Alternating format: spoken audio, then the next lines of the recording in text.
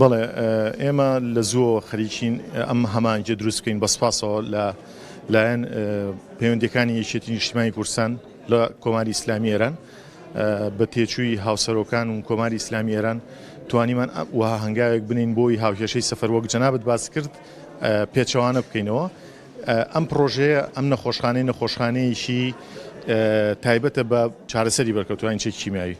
ئەو پزیشکانی کە هاتوونەتە ئێرە بە تەجربەی چەند ساڵەی خۆیان لەگەڵ بەرکەوتوانی چێکی کیمیاوی ئەوەیانەکەن لێرە عیلاجیانەکەن.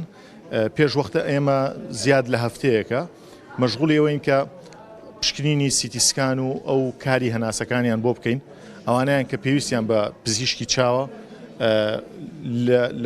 پێشووتر پزیشکی چاو بینینوین.